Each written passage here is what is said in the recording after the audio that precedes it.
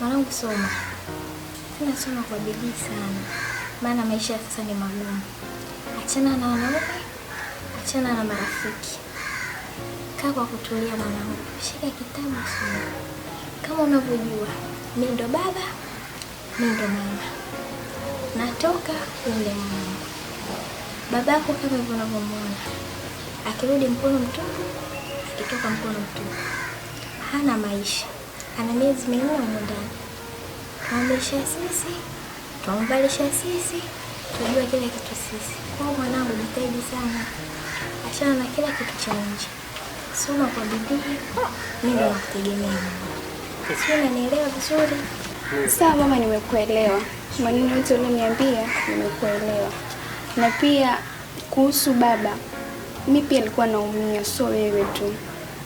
Na pia nakuahidi mama wangu, nitatekeleza kile ulichoniambia na nitafanya vizuri shuleni.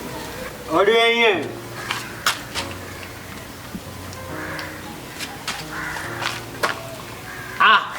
Watoto.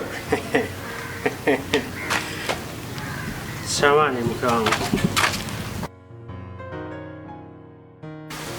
Watoto. Mimi nimekuja, chakula kipo. Shangalie kwa sia hiyo.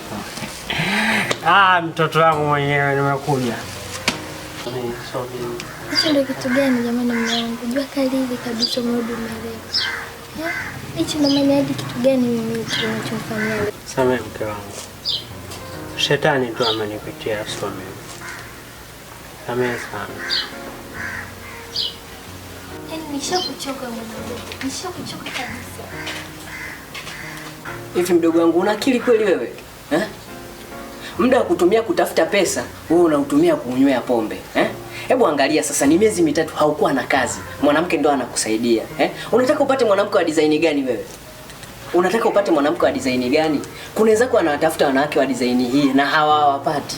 Angalia una mtoto huyu yupo form 2. Bado mwanamke anakusaidia kumpa ada.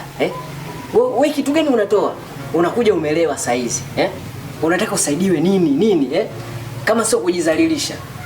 Hebu iangalie basi na familia yetu. Unamuonaje mama? Unamuonaje baba? Jichukulie wewe ni nani? Upo katika familia gani? Inatakiwa ufike mahala ujitambue mdogo wangu. Hayo sio maisha.